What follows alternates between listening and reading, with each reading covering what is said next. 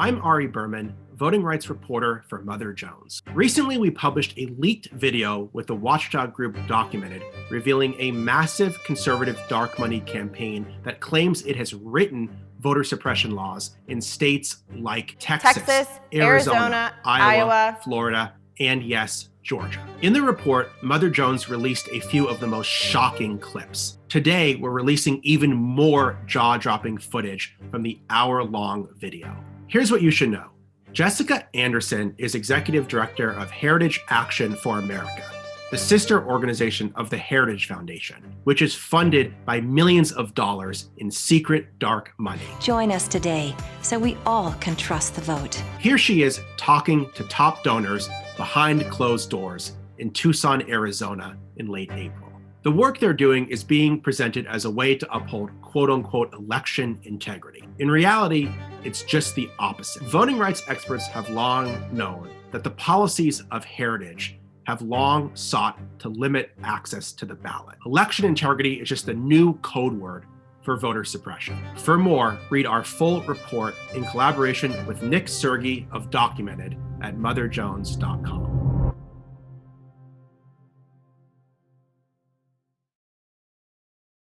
The one good thing that came out of last year's elections is I think finally a lot of members of the public, and particularly state legislators, realized that these vulnerabilities exist, have existed for a long time, and have figured out in many states we really need to do something to fix it.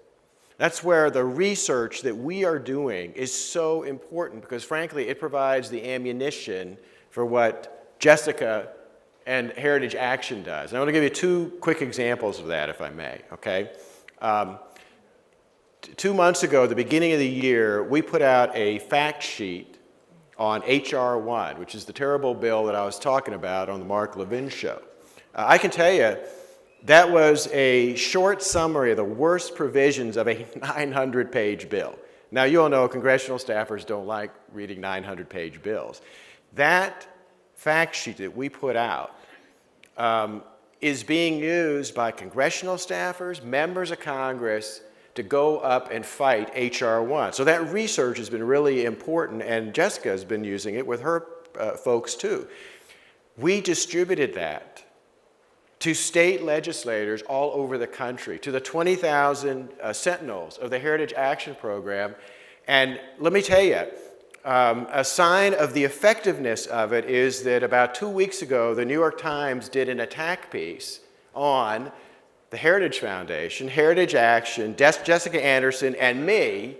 By name. By name, because they were so upset that state legislators are actually following our recommendations. The second big project that we are now doing is our Index of Election Integrity Laws. We are going to launch an index, it's the biggest project I've ever worked on at Heritage, in which we are rating every single state in the country on their election laws, and we are going to give them either a passing or a failing grade on things like, do they have something as basic as voter ID? If they don't, they're getting a failing grade.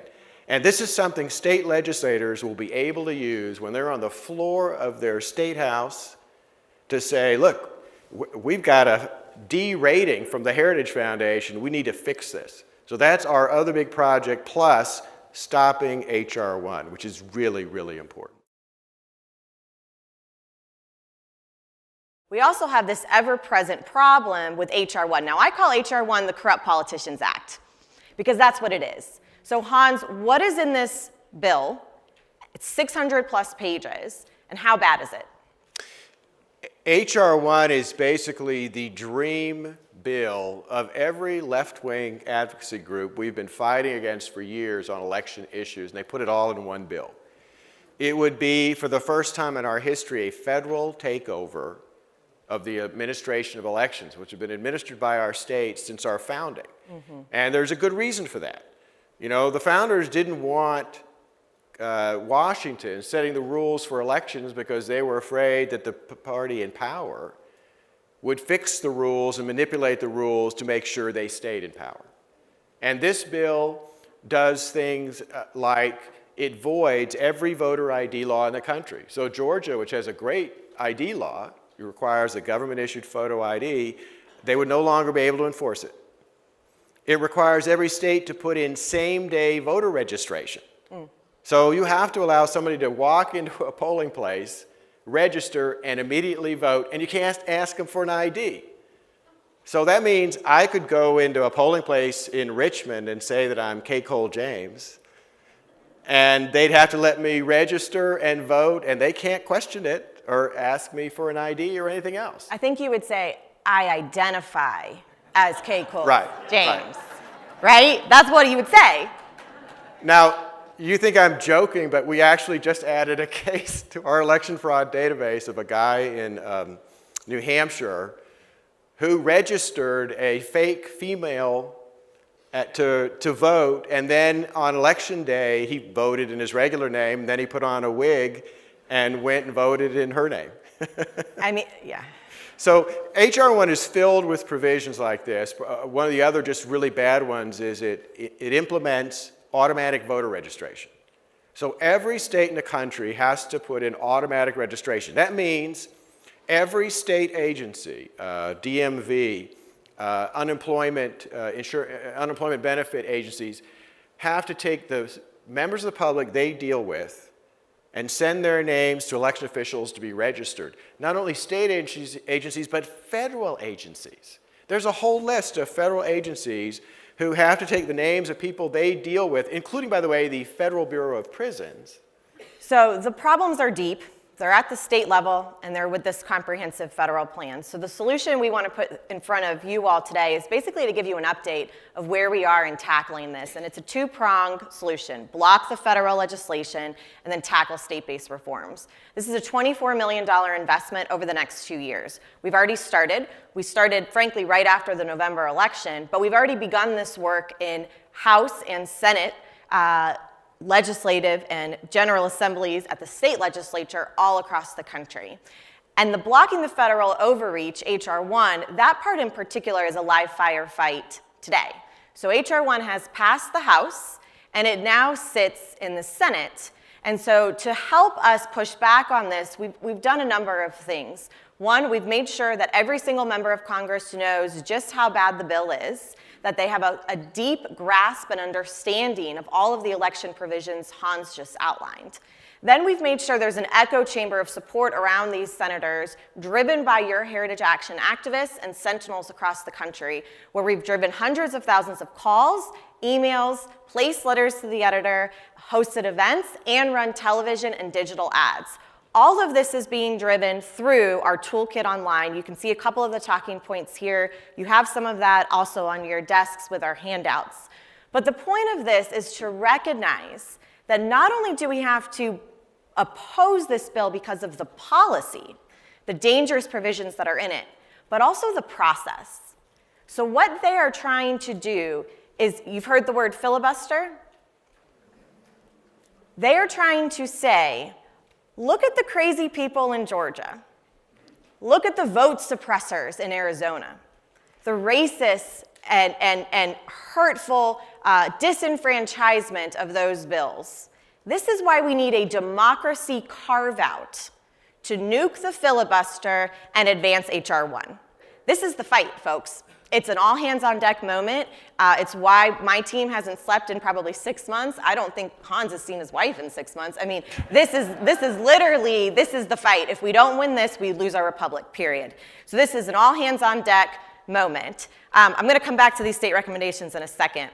But I think the biggest thing to take away from this is, as we recognize the policy, the political, and the process, that multitude of fighting has to be fully engaged, and we have to use every single resource to meet every single corner of the debate for this, and we are doing just that. Because we have the research and we have the advocacy, we have the 1-2 punch.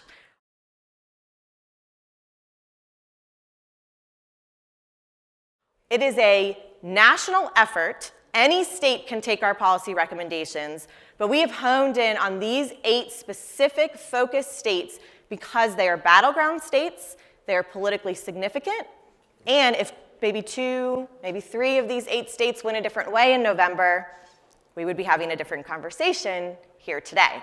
What are these states? Georgia, Florida, Nevada, Wisconsin, Texas, Arizona, Iowa, and Michigan.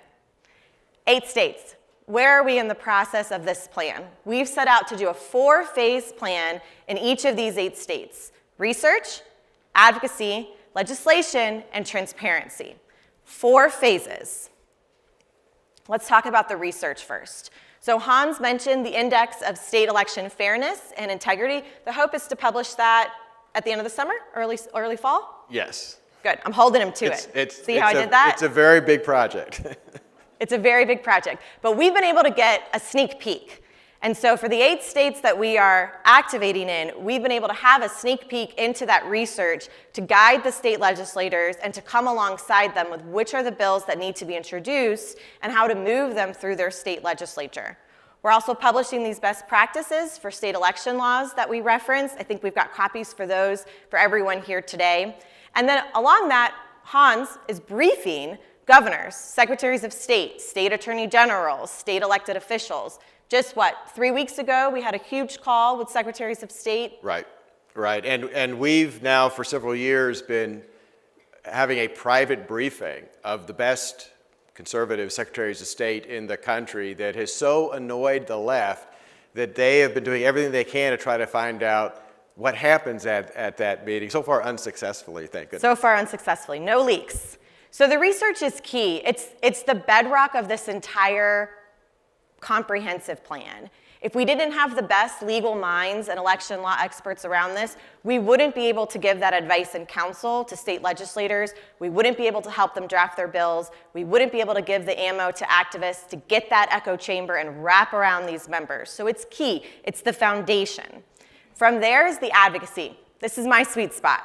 We have launched issue advocacy campaigns activating our 2 million activists across the country and then micro-targeting in these 8 states. So this looks like television ad campaigns that have gone up in Georgia and Arizona to start talking about these issues and telling the truth of what the problem actually is and how these state legislators are actually tackling them. We've hosted events in West Virginia to go after and have a little fun with Senator Manchin. From there, as we create this echo chamber, we're working with these state legislators to make sure they have all of the information they need to draft the bills. In some cases, we actually draft them for them, or we have a sentinel on our behalf give them the model legislation. So it has that grassroots, from the bottom up type of vibe. We've also hired state lobbyists to make sure that in these targeted states, we're meeting with the right people. I was able to sit down with Governor Kemp 3 days before he signed the election package in Georgia, and I had one message for him. Do not wait to sign that bill. If you wait even an hour, you will look weak. This bill needs to be signed immediately. The state legislature in Georgia got it done, and you can help own this and cheerlead this if you sign it quickly. Do not delay. It's the same message we're giving Governor Ducey here in Arizona, the governor of Texas, Governor DeSantis in Florida as well. Do not delay. Do not sit on these bills. It's our job to tell them that was done with the hope that it will restore voter confidence and let people return to the polls for 2022. So the transparency part of this is huge. It's almost like an iceberg. All of this work goes into getting the bills passed. We celebrate that the governor signed it. We pat ourselves on the back, and then we're like, we got to go sell these bills back to the American people, defend it against the left, and ensure the right understands what was done.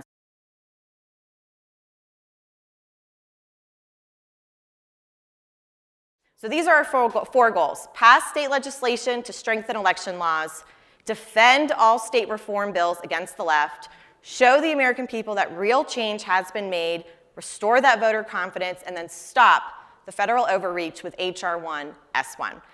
2-year goals, 2021 and 2022. Why is it spread out in 2 years? It's an election year, of course, that's how elections work. But also remember, state legislators are part-time. Right. They don't meet year-round like Congress. They're meeting now. Most of them will be gone by June 1st. So we'll get everything we can done by June 1st, and then we'll come back for a second bite of the apple, first quarter of 2022. So this is a 2-year plan. Hold us accountable to this. This is what our teams are doing. This is what our focus is in this election integrity front. So where are we? I mentioned the 8 states. I want to run through these quickly. Iowa. Iowa was the first state that we got to work in, and we did it quickly and we did it quietly. Honestly, nobody noticed. Why? Because Iowa doesn't have a big bullseye on its back in the way that Georgia does. Right. So we worked quietly with the Iowa State Legislature. We got the best practices to them. We helped draft the bills. We made sure activists were calling the state legislators, getting support, showing up at their public hearings, giving testimony, and we were able to get three provisions in the larger election integrity bill that were directly written by the Heritage recommendation, verifying the accuracy of the voter list, cross-referencing voter records with other states. So that means if you're a transplant from Nebraska into Iowa, you can't vote twice, and removing inactive and ineligible voters, including illegal immigrants. So Iowa's huge victory. Governor Reynolds signed the bill on March 8th. Little fanfare. Honestly, nobody even noticed. My team looked at each other and were like, it can't be that easy. Like, it can't be that easy. Then we turned to Georgia. Woohoo! All right, Georgia. So we knew going in that Georgia was going to be meaningful, right? We had been on the ground during the runoff. We have an incredible base of activists. And we started quickly in Georgia, not only identifying the problems, there were many, but then making sure that the right solutions were given to the state legislature. One of our best sentinels in Georgia, a lady by the name of Katie Spee, you'll know her if you follow us on Twitter. She's very rambunctious on Twitter. I love her for that.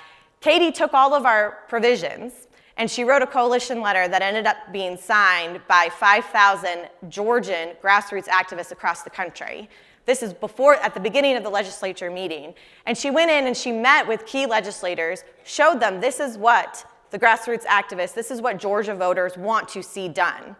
Through that process, then we provided testimony, expert witnesses, analysis, and actually how to draft these bills so that they were legally tight. So Mark Elias, if you know that name from the progressive left, he's like their legal pit bull. He goes after all of this with lawsuits so that Mark Elias can't find any holes in the legislation. At the end of the day, the bill that Governor Kemp signed and the Georgia legislature marshaled through had 8 key provisions that Heritage recommended. We recognize that this is a fight. And we know that this is a fight not just to defend Georgia because of the implications it has for that national conversation on H.R. 1, but also because there are voters in Georgia that are falling for the misleading lies, attacks, and smears that go all the way to the top with President Biden's inexcusable mischaracterization of the Georgia bill. So we went up on television with an ad, I'm going to show it to you now, that explains simply the truth of the Georgia law, what it does, what it doesn't do. And we're running that ad. It's actually running still currently right now on television. It was a $1 million ad buy, and guess where it's running? It's running on CNBC. Right into the boardroom, the C-suite, and all these woke CEOs that they didn't read the bill. Like, honestly, they didn't read it. We wrote that ad with independents, moderates, and C-suite executives, CEOs, specifically in mind. That's why it's being ran on CNBC. Now, we will come back later in Georgia and go after those voters that are concerned if the ballot box is actually safe and secure. We will bring them a different message. That's why the messaging and tailoring it for the audiences is so important for this comprehensive strategy to work.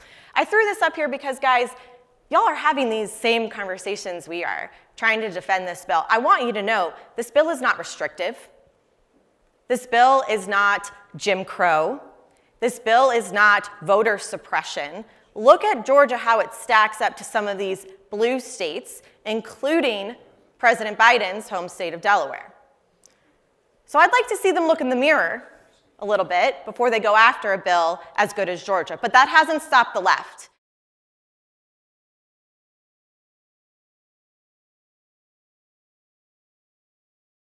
And so my message today is simple. We will not be deterred.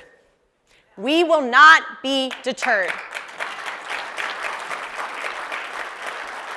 And we are going to take the fierce fire that is in every single one of our bellies to right the wrongs of November, to right the wrongs of the mistreatment against these men, and move it into other states. So where are we? Arizona. I'm going to tick through these real quick. These are live fire fights happening right now, today. We've gotten 3 bills done in Arizona, one of which will mandate the Secretary of State to remove dead people from rolls. Very, very racist. Very, very bad, of course. Second, We're kicking Mark Zuckerberg out of all of our state and federal elections. Go home. Gone. The bill that Governor Ducey signed here in Arizona will do just that. It was written and carried by Jake Hoffman, who's a longtime friend of the Heritage Foundation. He gave a fiery speech on the House floor in Arizona. This guy's the real deal. It's a tight bill, and it says Mark Zuckerberg's money cannot be used, and it is strictly prohibited from drop boxes, election facility sites, or any maintenance of rolls here in the state of Arizona. This is a good bill. We got that done. Third thing we got done in Arizona is a House resolution. Doesn't have the force of law. It's a resolution that says H.R. 1, that federal overreach, federal overtake of state elections, is not welcome here in Arizona. First bill of its kind to pass across the country. We have more to do. We're moving 4 more bills through the state of Arizona right now. This slide is actually out of date as of last night. Texas. House Bill 6 has to be passed and signed by Governor Abbott by May 31st. We have 19 provisions in this bill that are written by the Heritage Foundation's experts and seek to tighten up and secure the Texas elections. We are moving this through the state House and Senate now. We actually had 120 sentinels testify last week Thursday until 4:30 a.m. in support of this bill. This is a real bill. It's going to pass, fairly confident. Governor Abbott will sign it quickly, and then they're coming after Texas. American Airlines, Dell, they're coming after us. We need to be ready for the next fight in Texas. Florida, same thing. These are the 2 bills that we're moving through in Florida, HB 7041 and SB 90. These 2 have to conference, so we have one more step between them. The bills in Florida have provisions like additional provisions around absentee balloting, the early voting tightening, cleaning up the rolls, ensuring that the rolls, when you have an HHS role, a DHS for immigration, DMV, that they actually talk to each other, right? So you don't have multiple voting in multiple different state agencies, and you have transparency. This is a tight turn. April 30th is when Florida adjourns. That's like in 7 days. So I've got a call this afternoon with Governor DeSantis' team, getting an update. Why isn't he needs to do more? He needs to say, get this bill on my desk. We have 7 days to go. Again, when Florida adjourns on April 30th, they don't come back until next year. This is our shot to get it done in Florida. We will not be deterred. That is the message to take. We're doing it in these additional battleground states, and then taking this message every other state that will have us.